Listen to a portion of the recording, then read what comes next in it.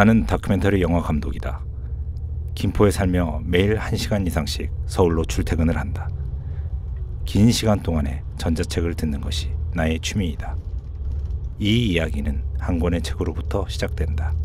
그 책은 바로 조선왕조 실록이다.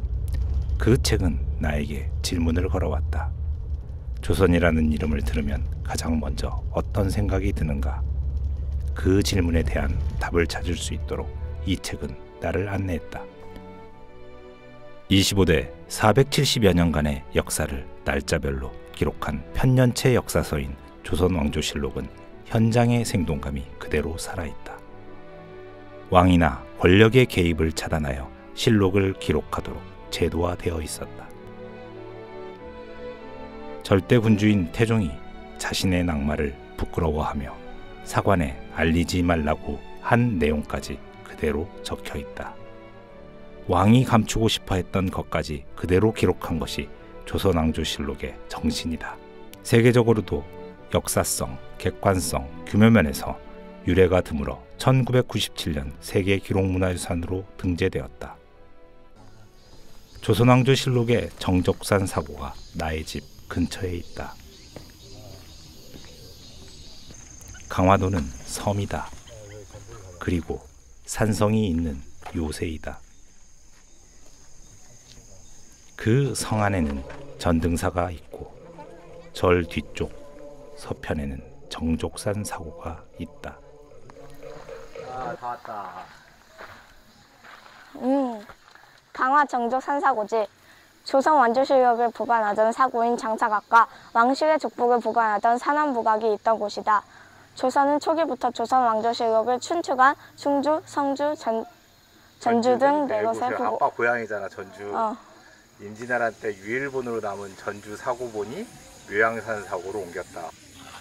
아빠 저기 한자는 뭐라고 써진 거예요? 이쪽이 선원보가. 아, 선원보가. 아까 뭐 족보, 왕실의 족보를 보관하던 아, 장사각이 조선왕조실록을 보관하던 중앙에 있는. 방의 위치만 보아도 실록의 중요성은 짐작이 간다. 그러나 임진왜란으로 전주 사고를 제외한 춘추관, 충주 사고, 성주 사고의 실록이 소실되었다. 어떻게 전주 사고의 조선왕조 실록만이 보존되어 지금까지 내려온 것일까? 미중유의 전란으로부터 조선왕조 실록을 지켜낸 사람들은 누구일까? 그 사람들을 찾아 나는 전주로 향했다.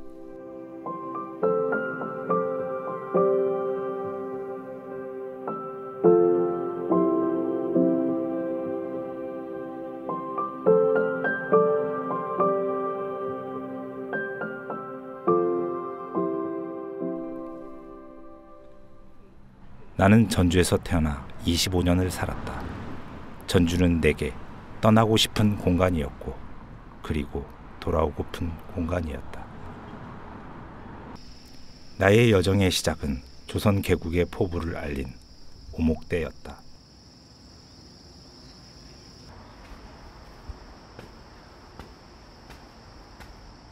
태조 이성계가 고려 말에 이 남원 쪽 황산에 왜구가 득세를 했었나 봐요. 그래가지고 왜구를 토벌하고 이곳에 와서 전주에 와서 자기 친지들을 불러 모아서 여기서 연회를 했었대요. 잔치를. 그러면서 이 대풍가를 만들어서 불렀다는 거예요. 이곳에서 술이 건화해진 이성계가 한나라를 창업한 유방이 불렀다는 대풍가를 읊었다. 즉 자신이 새로운 나라를 세우겠다는 야심을 비쳤다. 저기 어디쯤에서 살던 집도 보이고요. 전주의 옛 지명은 완산이다. 완과 전은 모두 온전하다라는 뜻인데 그래서인지 전주는 변화도 더디고 온전하게 그대로 남아있다. 풍패란 중국 한고조의 고향으로 전주가 조선왕조의 발상지라는 의미이다. 전주성 풍남문에 걸려있는 호남 제일성의 현판만이 옛날의 영화를 말해준다. 나는 전주 사고가 열리자마자 보고 싶었다.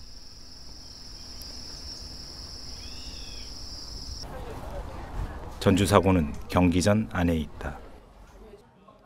경기전은 조선왕조를 연 태조의 초상화, 즉 어진을 모시기 위해 태종 10년에 지어진 건물이다.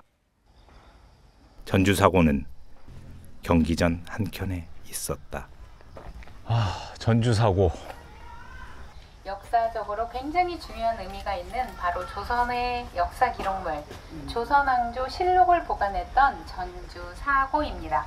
자, 1592년에 임진왜란이 일어나죠.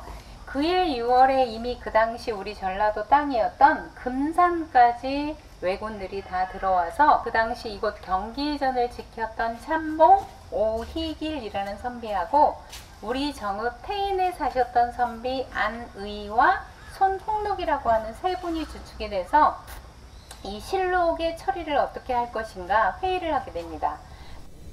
부산진을 함락시킨 왜군은 상륙한 지 20일 만에 한양에 입성한다.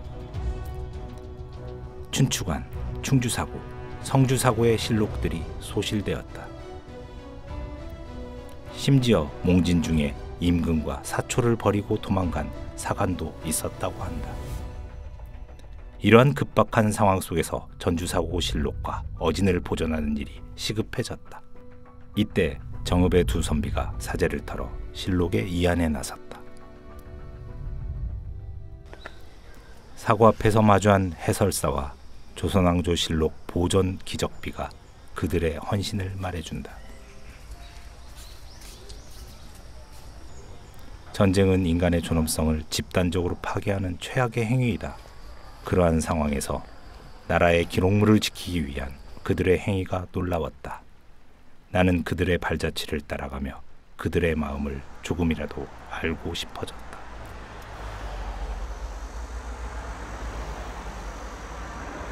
그 아까 우리 선배 우리 전주천 지나왔었잖아. 근데 이제 전주천 지나서 전주로 들어오는 이 서남부에서 전주로 들어오는 이 고개야. 근데 이 고개가 예전에도 전주로 진입하는 데 있어서 가장 중요한 길 중에 하나였을 때, 심지어 이 동학농민혁명 때는 여기서 동학군이 전주성으로 향해서 넘어오는데 여기에 일본군이 매복에 있어서 엄청난 사상자가 났었던, 되게 많은, 그러니까 그냥 피비린내 났던 고개이기도 하대. 이런 고개가 진짜 아직도 그대로네. 아직도 좀 넓어지긴 했는데 아직도. 어릴 적 가끔씩 지나던 고개에 있던 대장간이 반갑다. 부친이 70여 년, 본인이 70여 년, 도합 140여 년을 풀무질을 하고 당금질을 했다던 대장 장인에게 단골 손님이 찾아왔다.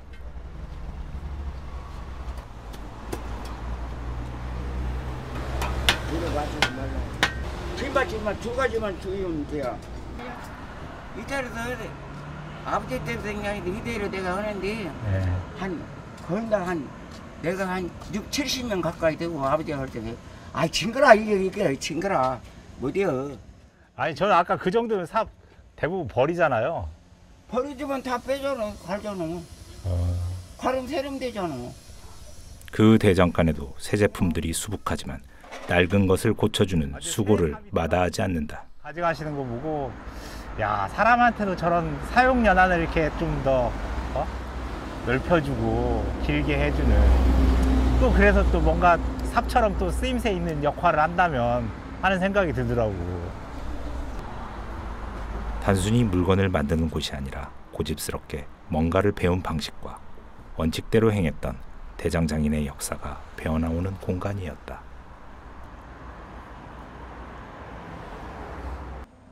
그래도 2시간 걸어오니까 저기 전주가 저만큼 보이네. 2시간 걸어왔다고 여기는 완전히 시골이네, 시골. 경치도 좋고.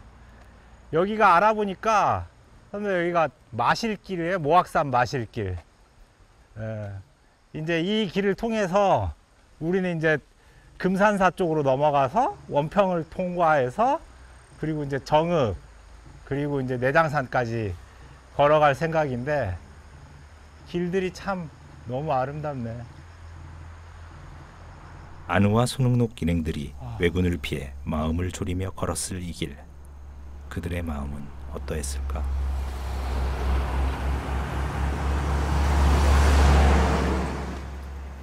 제일 처음 출발할 때 경기전에서 내장산까지를 찾아보니까 53km 정도 나오더라고요. 지금 이제 이런 좋은 길들이 있지만 그 53km가 넘는 길들을 64, 56의 나이로 그 무거운 조선왕조 실록 괴짝을 들고 옮긴 그분들을 생각하니까 참 대단하네요. 대단해.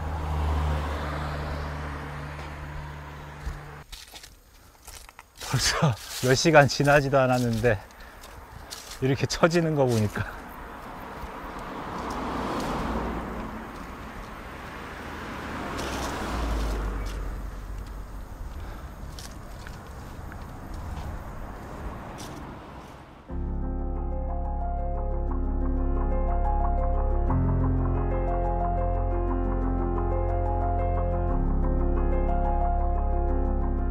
넓은 황금빛 벌판이 붉은 땅으로 변하고 시체만이 쌓여 있다. 그럼에도 불구하고 책 괴짝을 이고 지고 가는 사람들이 있다.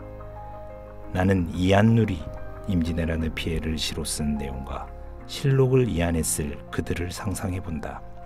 두 장면이 희미하게 황금 벌판에 오버랩되었다. 그래도 숲에 들어오니까 좀 낫네.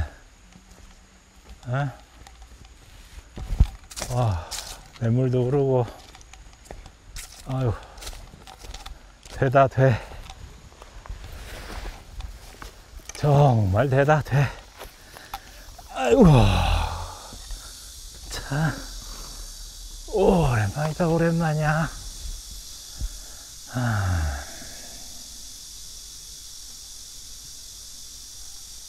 죽음의 공포와 육체적인 고통을 이겨내고 이 길을 걸었던 그들은 무슨 생각을 했을까? 하늘은 그저 푸르르고 대답이 없다.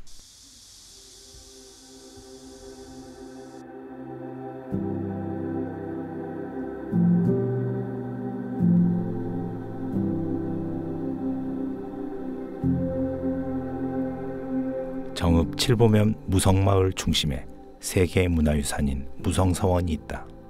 무성서원은 단순히 학문만을 연마하는 공간이 아니었다. 이곳은 그러니까 바로 나라가 어려울 때 나라를 구하고자 하는 의병을 일으켰던 곳입니다. 아시겠지만 임진왜란 때 일본군이 들어와 가지고 우리나라 전 국토가 다 들어간데 이 호남만 남아 있지 않습니까?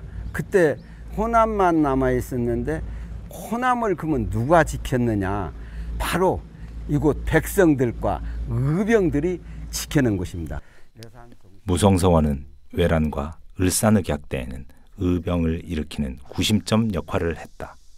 나라가 위기에 빠지고 백성이 위태로울 때 그들은 배운 대로 행동했다. 그들의 꼿꼿한 기운과 기상이 느껴지는 듯했다. 나는 정읍박물관에서 귀한 연락을 받았다.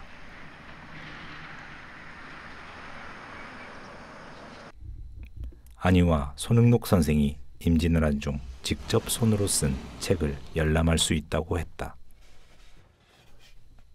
수장고 안에서 500여 년 전에 그들의 손때 묻은 한 권의 책이 내 눈앞에 들어왔다.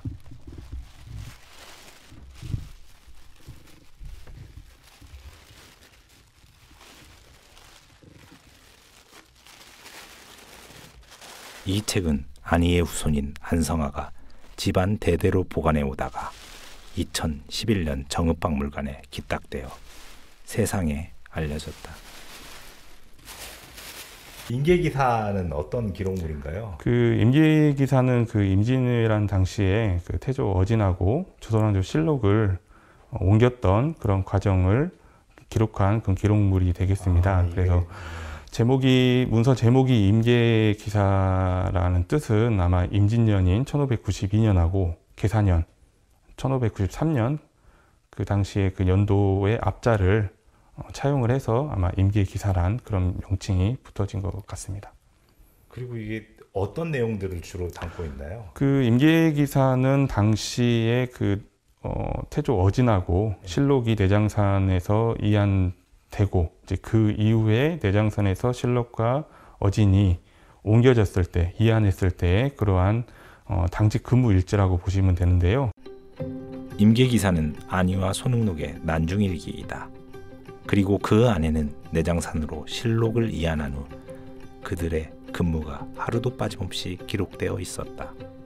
예를 들어 15일 안희, 손흥록 같이 근무, 16일 손흥록 귀가, 안의 홀로 근무라고 기록되어 있었다.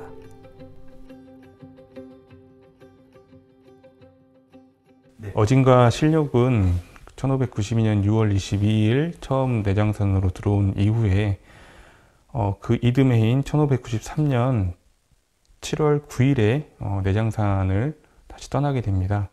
그 다음에 13일에는 뭐 익산군,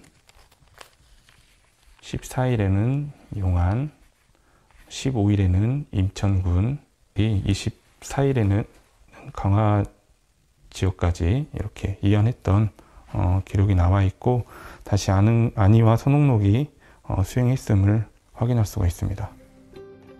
1593년 4월 왜군은 서울에서 철수하였다. 그러나 6월 말 진주성이 다시 함락되자 다시 그들은 실록을 지키기 위하여 10년여 삼천리의 여정을 시작한다.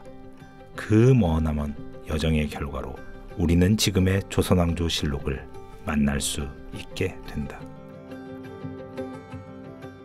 참 어려운 길들을 쭉 해서 네. 저 마이산까지 올라가고 네. 결국엔 묘양산까지. 예, 그만큼 당시 실록하고 어진이 예. 그 당시 사람들한테는 정말 중요한 그런 자유라고 방증해주는 그러한 결과로 생각하셔도 될 것 같습니다. 내장산에서 지켰던 그런 행위들하고 그다음에 그에 관여했던 인물들이 없었다고 하면 아마 현재 어진이라든지 실록이 지금까지 남아있지 않았을 가능성이 클 거라고 생각을 해서 당시 그 이안을 결정하고 그다음에 정읍에서 그런 지켰던 행위 자체가 아마 우리 역사상의 큰 그런 사건이지 않았나 그렇게 생각이 듭니다.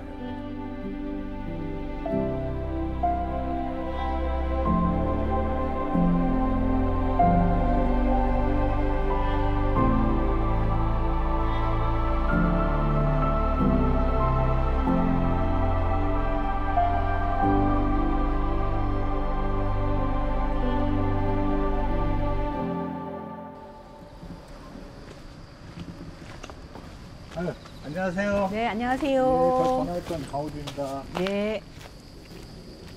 반갑습니다.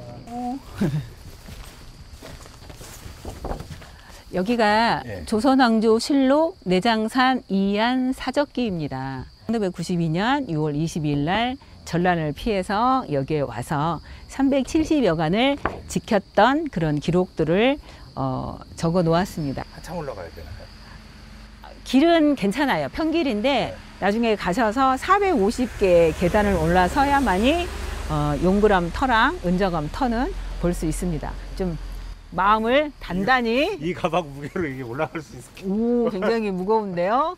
그래도 예전에 어른들은 그보단 더 무거운 그러니까요. 예, 한 뼘짝에도 굉장히 더 무거웠겠죠. 그 무거운 짐을 걸어갔을 텐데 우리는 이 정도는 거뜬하게 길이 이렇게 또 편하고 신발이 좋잖아요.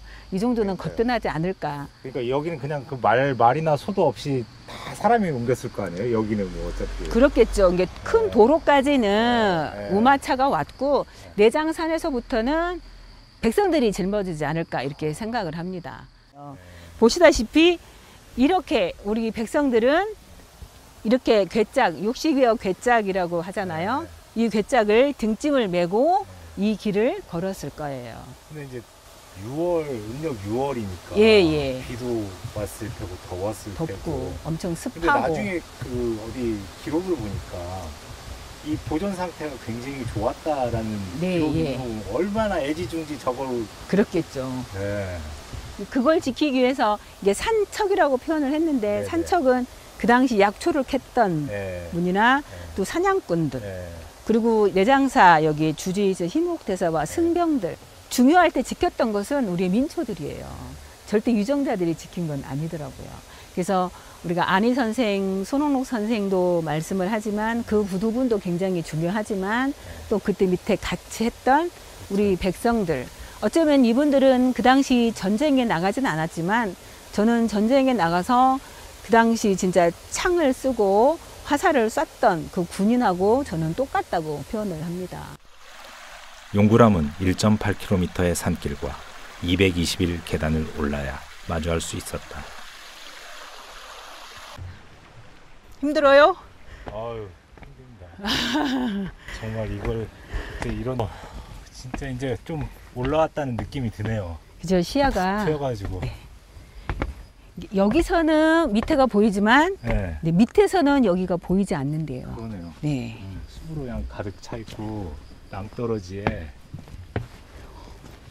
오를 수도 없고 그러니까 높고 높은 하늘만 보였다는데 실제로도 하늘만 높고 보이지 않아요. 높은 하늘 보이네요.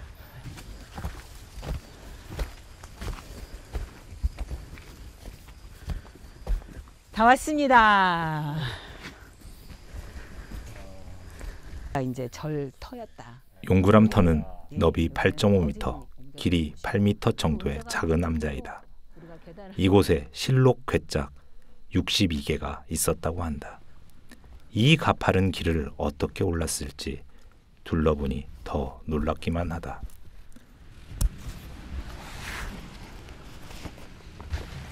어쨌든 실록한테 양보한 거죠. 자기 스님들이. 인생을 예. 1년을 그래서 여기 실록은 내장산의 사계를 또 지켜봤던. 은저감 터는 더 깊고 은밀한 곳에 있었다. 여기 자체가 깜깜하네. 예, 안 보여. 예. 아무것도. 지금 멀리서 물소리 들리잖아요. 그러니까 네. 여기에 기거한다는 것 자체가 물 한 바가지 떠오고 물 한 통 떠오고 밥 한 끼 뭐라도 뭐 요기할 걸 먹는 것 자체도 엄청난 일이었을 텐데. 그렇죠. 예, 여기서 370여일을 버텨낸다는 것 자체가 우리는 감히 상상이 그렇죠. 안 되죠. 예, 상상이 안 되는. 더군다나 겨울엔 또 얼마나 추웠을 거며. 아니, 손흥록 선생이 이곳을 하루도 빠짐없이 근무를 섰다. 또한 내장산 주변에는 100여 명의 산척과 승병들이 370여일을 같이 지켰다고 기록되어 있다. 내가 조선왕조실록을 손쉽게 책과 인터넷으로 볼 수 있게 해준 조선왕조실록의 보존의 주인공들. 지금 저 하늘 어딘가에서 이곳을 내려보고 있을 것만 같았다. 나는 어두워지기 전에 두 선생을 보고 싶었다. 발길을 재촉하고 또 재촉했다.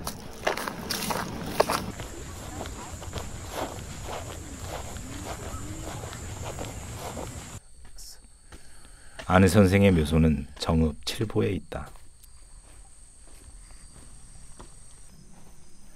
안희 선생은 내장산에서 아산으로 실록을 이안하는 과정에서 병을 얻는다. 그리고 몇 달 후인 그 다음에 생을 마감한다.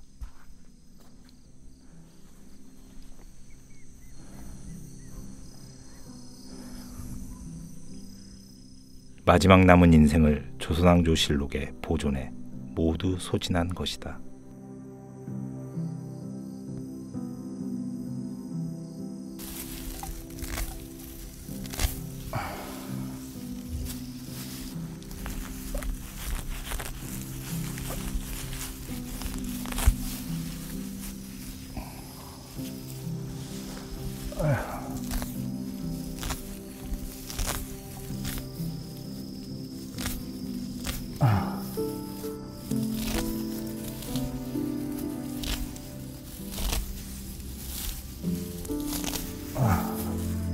그 고마운 마음을 벌초로 대신했다.